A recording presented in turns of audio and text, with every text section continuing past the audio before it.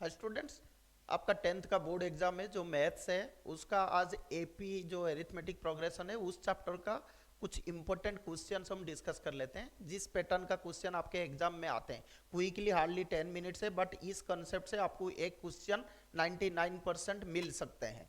ठीक है, तो पहले हम बात करते हैं फर्स्ट क्वेश्चन का। तो इस क्वेश्चन में आपको क्या दिया हुआ है, देखो इस क्वेश्चन में आपको बोलता है find the term of the arithmetic progression 9 12। तो एरिथमेटिक प्रोग्रेशन आपको दे दिया, तो दे दिया तो हम इसको क्या कर सकते हैं, हम लिख दिए जो सीरीज है वो 9 12 15 और 18 ऐसे करके है। व्हिच इज, उसमें बोल रहा है which is 39 more than it's 36 term. तो आप सपोज हम बोलते हैं कि लेट nth टर्म जो है वो आपका क्या है 39 मोर देन द 16 टर्म है। तो 16 टर्म ए 36 और इससे 39 मोर है तो प्लस 39। तो इसको हम अगर nth टर्म होता है, nth टर्म का फॉर्मूला आपको पता है क्या होता है, a plus n minus one into D. तो जो कॉमन डिफरेंस है, अगर आप इधर देखते हो 9 12, तो इसमें जो कॉमन डिफरेंस होगा वो आपका क्या हो जाएगा, common difference will be consecutive terms के बीच में, तो 12 minus 9, so this will come as 3। तो अगर मैं इधर पुट करता हूं तो मेरा a प्लस एन माइनस ए क्या है, first term is your n, तो फर्स्ट टर्म इधर आपका क्या होगा n हो जाएगा, दैट इज 9 फर्स्ट टर्म। तो इस क्वेश्चन में अभी देखो आपको अगर हम इसमें लिखते हैं तो ये कितना हो जाएगा 9, ये nth टर्म, n टर्म आपका क्या होता है first a plus n minus one into D, n minus one into D, D कितना है हमने निकाला 3, a 36, तो इसमें भी होगा a plus n minus one into D plus 39। तो इसको अगर आप सॉल्व करोगे तो सॉल्व करने से आपको क्या मिल जाएगा, देखो 9 9 तो दोनों साइड है, ठीक है, नहीं ऐसे कट नहीं होगा, ठीक है 9 9, ये आप इसको पूरा सॉल्व करना पड़ेगा। तो ये हो जाएगा 9 प्लस ये कितना हो गया आपका n minus one, so this is 3n minus 3 equals to ये हो जाएगा 9 प्लस ये हो जाएगा 3 108 माइनस 3 प्लस ये हो गया 39। तो देखो जब हम इसको दोबारा इसलिए चेक कर दिए तो ये 9 9 अभी कट हो गया आपका, तो अभी बचेगा कितना 3n माइनस 3 इक्वल्स टू ये हो जाएगा 105, तो 1 5 तो 44, तो हम इसको लिख सकते हैं 3n इज इक्वल टू 144 और ये plus 3, so that is 147, so n is equal to 147 by 3, so this will come as 49। So हम अगर बताएंगे तो जो 49th टर्म होगा वो 36 टर्म से कितना ज्यादा है, 39 ज्यादा है।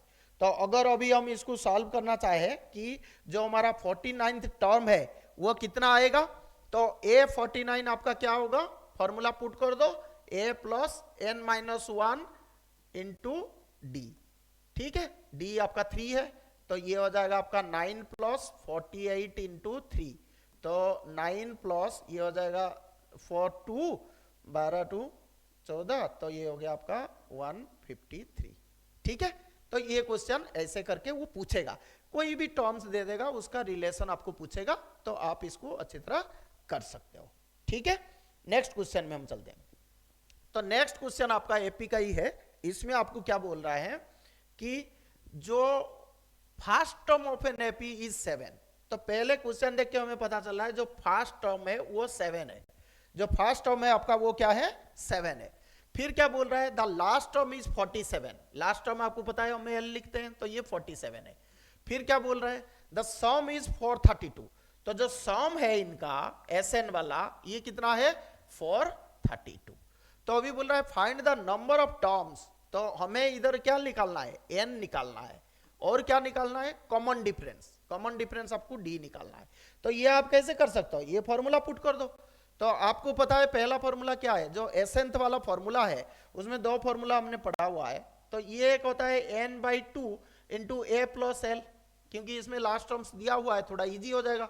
तो हम इसको क्या करेंगे 432 is equal to n by 2 a plus L, so that is 7 plus 47, तो ये आपका कितना हो जाएगा 54 हो जाएगा, ठीक है।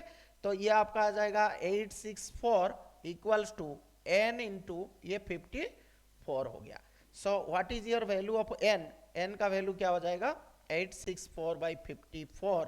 तो ये आपका कितना हो जाएगा देख लो 54 तो 1 और ये हो जाएगा 36 364 होने से आपका 364 तो 6 7 8 ठीक है। तो 7 हो जाएगा आपका 728। ऐसे करके आप इसका वैल्यू निकाल सकते हो ठीक है। तो ये वैल्यू आपका कितना आ गया? तो n का वैल्यू आप देखोगे उसमें आपका आएगा 16 ठीक है। n का वैल्यू आपका कितना आ गया 16। तो ये 16 वैल्यू आपका निकल गया। अब n का वैल्यू जब आपका आ गया अब आप क्या करोगे? फर्स्ट पार्ट तो हो गया, अभी d निकालना है। तो d के लिए आप क्या करोगे? n का वैल्यू 16 पता चल गया तो लास्ट टर्म आपको पता चल गया। तो 16th term will be here you can find out here 16 term is equal to here that is 47. So I can write here 7 plus 15 into d is equal to 47 implies that here 15d is equal to 40 और d is equal to 40 by 15। तो इसको देखो हम 5 से कर सकते हैं, सो 8/3। समझ में आ गया? तो बहुत सिंपल है, इसको आप कैसे फॉर्मूला पुट करना है वो आपको पता होना चाहिए, तब आप इस चीज को कर सकते हो। नेक्स्ट क्वेश्चन में हम चलते हैं। नेक्स्ट क्वेश्चन आपको क्या दिया हुआ है? ये वर्ड प्रॉब्लम दिया रहता है, उससे सिर्फ आपको डिकोड करना है कि क्या क्या दिया हुआ है और उसको हम कैसे कर सकते हैं। तो देखो Vinod save 1600 during the first year. तो मतलब आप देखोगे तो ये डिपॉजिट के बारे में बताया, जैसे हम बैंक में पैसा जमा करते हैं तो उसी टाइप की चीज है पोस्ट ऑफिस में। तो ये बोल रहा है कि विनोद जो फर्स्ट ईयर दिया हुआ है वो 1600 रुपीज है और जो सेकेंड ईयर में है वो 2100 है, थर्ड ईयर में 2600 है। ऐसे करके उसने जमा किया। बोला है if he continues his savings in this pattern in how many years will he save 38,500। जो तो टोटल सेविंग्स है ना वो आपको दे दिया 38,500 ठीक है। तो अभी देखो आपको ये एसएन दे दिया, तो एसएन का फॉर्मूला हम कैसे निकालेंगे? जो फॉर्मूला हमने पढ़ा हुआ है वो डायरेक्ट पुट कर देंगे। तो एसएन का फॉर्मूला हमने अभी तक क्या पढ़ा था? एसएन का फॉर्मूला होता है हमारा n/2, ये होता है 2a plus n-1 into D. तो ये सिंपल फॉर्मूला बेस्ट है। तो इससे आप देखो फर्स्ट टर्म क्या है a इज इक्वल टू 1600 और जो d निकालोगे कॉमन डिफरेंस तो 2100, तो ये 500 हो गया। तो ये सारे वैल्यू इसमें आप पुट कर दो। तो 38,500 जो होगा वो हमारा n/2, n हमें नहीं पता तो n/2 2a, so 2 into a तो 3200 हो गया plus n-1 into D. D के बदले हम क्या लिख सकते हैं 500 ठीक है। तो इसको अभी आप सॉल्व कर